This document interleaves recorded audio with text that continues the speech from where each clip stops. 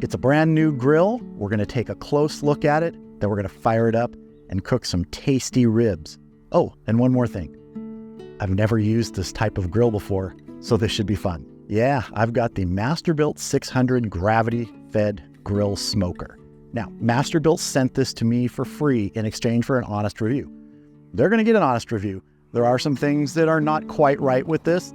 There's a lot that is right, but I haven't cooked on it yet. The cook we're doing today will be the first food that comes off of this, so that will be the true test. Now, gravity-fed smokers are fairly common now. I think of this one as sort of a compact model. It's not super wide, but it does have a fair amount of cook space in there. I believe they say there's 600 square inches of cooking space between the two grates. Could be why the name is the Gravity Series 600. Now, I put this together the other day and I did the initial burn-in to burn off any of the manufacturing greases. And then I did the seasoning burn where you put a light coating of oil on the inside, the cooking grates, and all that went really well. One thing I found in the burn-off and in the seasoning is the temperature control on this actually holds pretty darn accurate. I used one of my ThermoWorks thermometers to measure the temperature and compare it to the digital display on this unit, and it was pretty darn close. Now, just like an oven, this thing is going to go up and down, up and down. It reaches its temperature, it might rise a little bit, and then when it gets below it by a certain amount, it kicks on the fan and blows air across the burning coals and heats it up again. So like in any cooker, I do expect some temperature swings, but I was impressed with how well this held right at the target temperature. Now, as far as assembly goes, it's IKEA style.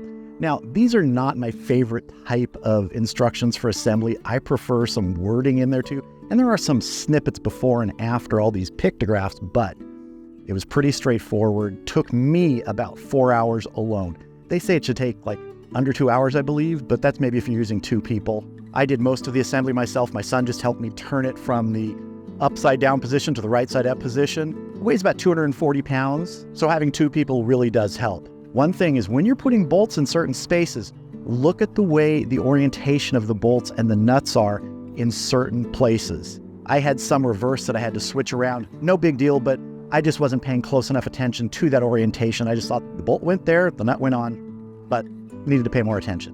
One other thing, there are some small screws in this, and when I had it on the upside down portion where you're initially putting things together, I dropped a screw and I could not find it. Well, after it was already upright and assembled, and I needed that screw, I found it inside the cage around the charcoal chamber. This is a sort of safety measure to keep you from touching the hot inner part of where the charcoal burns. This still gets hot, but inside would be blazing. The screw was in there, so in order to get it out, I had to do a little bit of surgery on this covering grate. It was my fault, but just remember that when you're putting this together, if you drop a screw or a bolt, before you flip it over, see if you can see it in there, in the cage. I didn't want to have to flip it back over, take off the bottom portion with the ash catcher. So I had to do a little damage to make it right. Now let me tell you about a couple areas here that I had some issues with. First one is on the inside.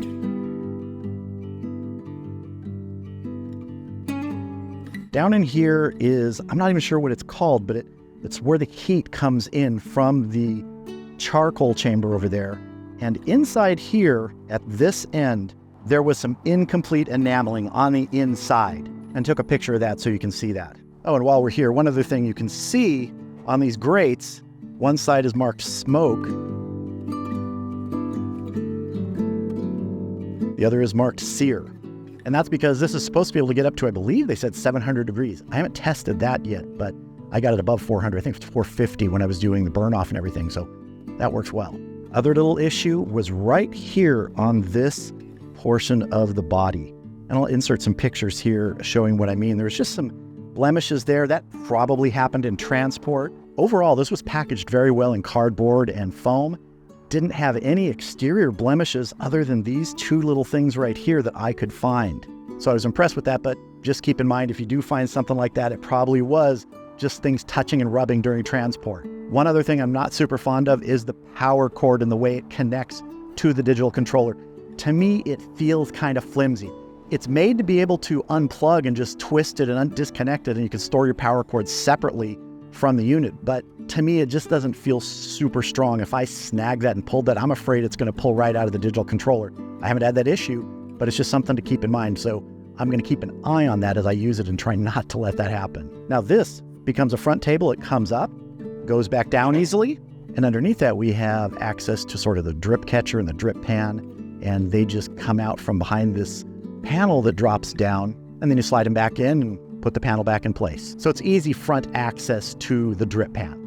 Another thing I like is this shelf right here can actually go all the way up here. I like that because it gives you options on where in the cooker you want to put food. So overall, to this point, everything from assembly to the burn off, I'm pretty happy with it.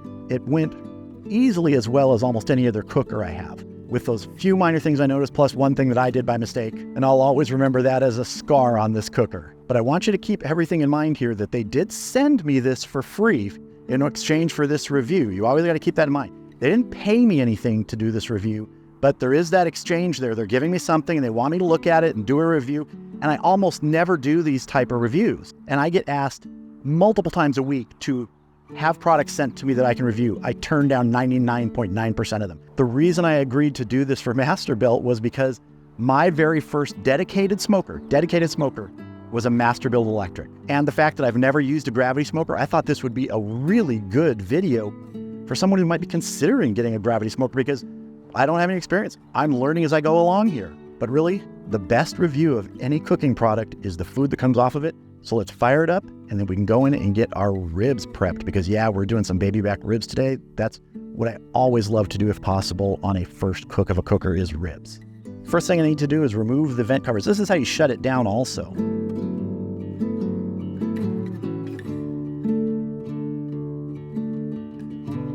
Need to open the charcoal hopper lid. They say this unit will hold 18 pounds of charcoal, and I found that to be accurate. This is a bag of Kingsford charcoal in there. And I mixed in maybe 3 small chunks of wood throughout there, some white oak. I think the instructions say you can put up to a pound, maybe 1.5 pounds of wood chunks mixed in with the charcoal, just to get a little bit of smoke flavor as it's going through the process of cooking your ribs, or whatever you're cooking. Need to open the door for the ash bucket area. This is also where we're gonna light it. Gonna put our starter in here. There's a little tray that it slides in. And there are switches on these doors. I believe they're magnetic so that the fan or anything won't kick on until those doors are closed. Even if you go ahead and set up your cook temperature and everything ahead of time and it's ready to go on the control panel, which I haven't done yet. I'll show you that in a minute. But I'm gonna go ahead and light that and then we will fire up the control panel. What they say to do is let this burn for about 2 minutes before you close the doors and let that fan start kicking in to get to temperature.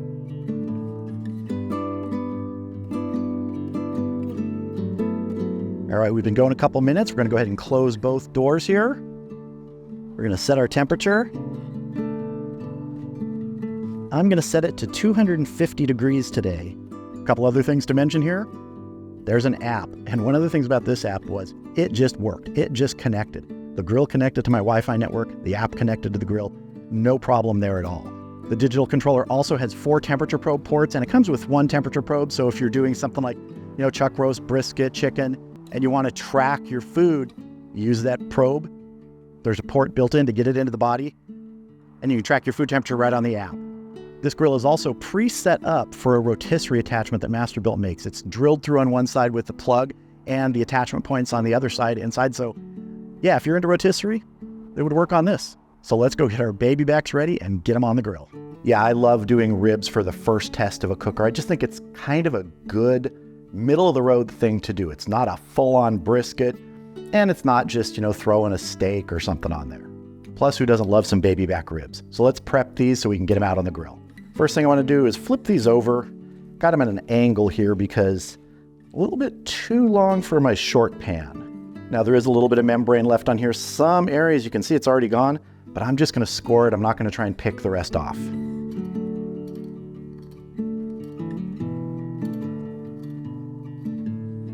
And the rub we're going to be using today is Meat Mitch Pork Rub. Get a little bit on the back here.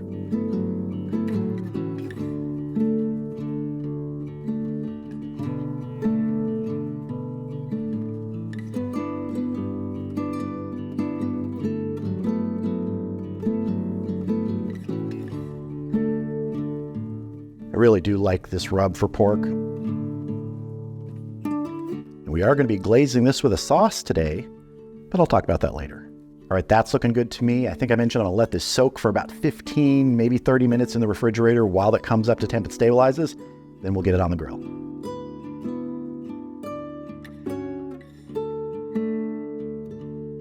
All right, we're almost to temp. Let's get our ribs on.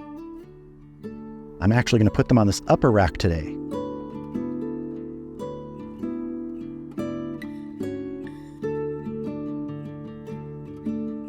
All right, we're gonna close this up, let these get cooking, and we're going to let them go for an hour, and then I'm probably gonna spritz. I'm not gonna wrap them today at all. Probably around the 2 to 3 hour mark, probably closer to 3. We're gonna put a barbecue sauce on them. It's a homemade cranberry cherry barbecue sauce, and as soon as I close the lid, I'm gonna show you how I made that yesterday. Our barbecue sauce is very easy to make. It's going to be a cranberry cherry barbecue sauce using cranberry cherry juice, the stuff you can get at the store. Now, the main thing when you are getting juice like that, and you can change it up if you want a different flavor barbecue sauce, is get juice without added sugar. What you want is juice that's fresh, just juice, or fresh juice from concentrate. And sometimes they'll be mixed in there, grape juice and other things. That's pretty common. But for this one, I'm using a cranberry cherry juice. Now I'm starting with 32 ounces of ketchup here in my pan, and I've got it on my induction burner out here. To this, I'm going to add 8 ounces of unsulphured molasses. And molasses take a little bit of time. And I'm eyeballing this. I know how much is in this container, so it's going to be roughly 8 ounces or 1 cup. Right about there. Half a cup of apple cider vinegar. 1 cup of our cranberry cherry juice. A half a cup of brown sugar. A teaspoon of kosher salt. And I get often asked in comments and things, what brand of kosher salt do I use? I use Morton's kosher salt, so that is the measurement that I use. If you use Diamond Crystal, there's a different ratio. I can't remember if it's used twice as much as Morton or half as much, so always check that out. 1 teaspoon of ground black pepper, 1 teaspoon of granulated garlic, and 1 teaspoon of smoked paprika. I'm just going to turn my power on, set it to about power level 2 or 3 for me. That's just to get it to a simmer. And it's going to simmer for about 20 minutes to 30 minutes to reduce a little bit and all come together. Let's get everybody mixed in here.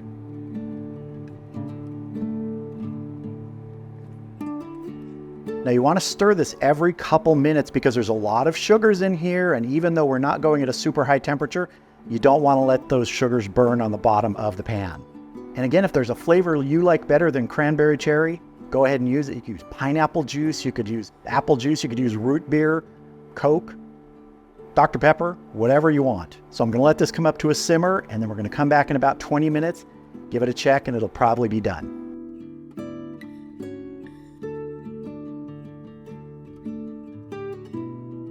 All right, we've been going 20 minutes. Here is our barbecue sauce. Cranberry cherry barbecue sauce. Oh, it smells great. And if you want it super thick, a lot thicker than this, you can continue reducing it. You know, it can take 40, 45 minutes. But to me, this is looking great. Let's get a little taste here.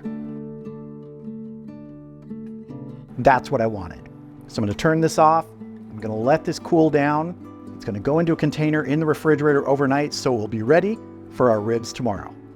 All right, we are at the 1 hour mark. Let's take a look at our ribs, see how they're doing, and probably give them a spritz. Liking the looks of those. And for the spritz, I'm just using plain water. So we're going to get this closed up, and we'll come back in another hour, give them a check. Now, one quick thing here, which I don't think I mentioned, is really just the basic operation of a gravity smoker. Like I said, this is my first time using them. I know how they operate. Basically, the charcoal in that hopper slowly is fed down by gravity as the charcoal at the bottom burns, and the ash drops down into the ash collection bucket below. In operation, it's similar to a pellet grill. I guess the difference here is if you've already got charcoal grills, you're just using the same fuel. You don't have to get pellets. And I'm really curious to see, and I haven't done it in this video and I haven't done it as a test yet, but I think they claim up to 18 hours or close to 18 hours at a low temperature, either 225 or 250. So I'll probably do a test of that sometime in the next few months just to see, can I really get it that long on an 18-pound bag of briquette charcoal? I think for lump charcoal, they say it's more around 12 hours. But we're going to come back here in an hour, check our ribs, see if we need to spritz again. All right, we've been going 2 hours now. Let's go ahead and check these ribs, and I want to do sort of a flex test just to kind of start to gauge the tenderness. On this side, we're just starting to see some of the pullback of the meat from the bone. Might be a little difficult to see, but it's just starting. Just starting to get flex, not a lot yet. Do want to give these another spritz with plain water.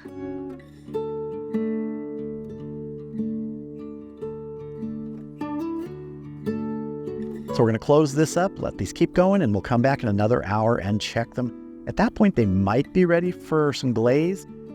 Baby backs sometimes, for me, have a pretty wide range of when they're done, 3 hours to 5 hours. But generally, I find they're somewhere in that 4-hour range, although we're not wrapping these today, so it could take a little bit longer, but we'll see. See you back here in an hour. All right, our ribs have been going now for 3 hours on the Masterbuilt Gravity Series 600. Let's take a look and see if it's time to sauce them. Now, if you can see right here, the bones are exposing more. Still not done, I can tell. But I do want to do a little probe check, not for temperature, but for tenderness. So we can get between the bones here. Just a little bit of resistance. So I think at this point, I am going to go ahead and sauce these. Hit this with some of that Cranberry Cherry BBQ Sauce we made, the homemade sauce.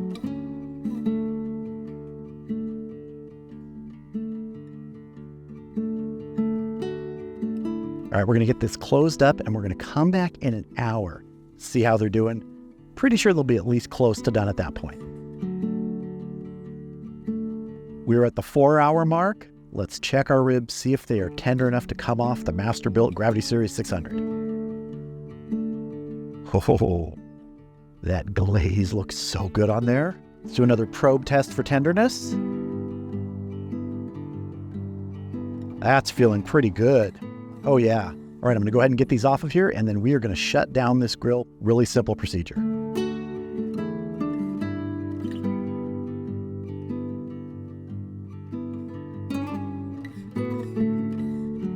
Just want to close our lid, turn our power off.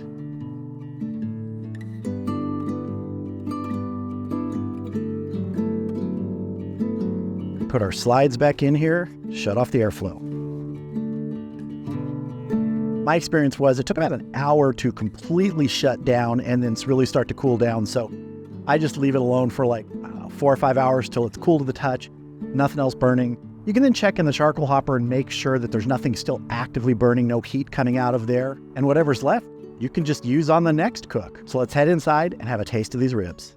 Well, here are our ribs. And from looks alone, I'd say that the Masterbuilt Gravity Series 600 did a fine job making them. Just a little bit of wood in there, like I said, maybe 3 tiny chunks of white oak. It probably only got to the first 1 or 2 because there's going to be plenty of charcoal left in there. Let's flip these over so we can get a good cut between the bones. Go right in the center here. Oh yeah, that is looking nice. Nice and juicy there. And I've made that Cranberry Cherry BBQ Sauce before, so I know it's good, but I'm looking forward to a bite. That is exactly how I like my ribs. Bite off the bone and not fall off the bone. I prefer there to be a bite. If you want fall off the bone, you can go longer in there or wrap them. That really does help with that. But these are tasting great. So overall, how do I feel about the Masterbuilt Gravity Series 600? Well, it did what it was supposed to do. And that is the first hurdle for any grill, especially one that has a power unit to it that's using electricity. That's the first hurdle. I've had grills where you plug them in, nothing happens. Or you plug them in a week later, something breaks and you have to have it fixed. I put this one together a little over a week ago, did the burn in and the seasoning, and today it turned out fantastic ribs. So aside from those minor things that I mentioned there, some of the cosmetic things mostly, and some of the things to remember when you're assembling it so you don't make the same mistake I did, like losing a screw inside it that you got to cut out. Overall, very, very happy with that grill. And I do like the fact that it's more of a compact grill, not one of the larger ones that manufacturers make. I think if you've got a small area that you don't have a lot of room, maybe a deck or something, I think this one would fit nicely. And again, using same kind of fuel as, say, your Weber kettle, that's an advantage to me. I have a pellet grill and it works really great, but you have to have pellets for it. And I have 4 Weber kettles, so I'm always using charcoal. But always remember, Masterbuilt sent this to me for free for a review, and I think I've given an honest review. And if anything changes over time, I'll mention it. If something breaks, I'll let you know. If something works really well that I didn't know about, I'll let you know. But you always have to take that into consideration when someone is giving you something to review, which is just very common. And I don't do it very often, but because I have a history with Masterbuilt, I really wanted to try this grill, and gotta say, I really enjoy it.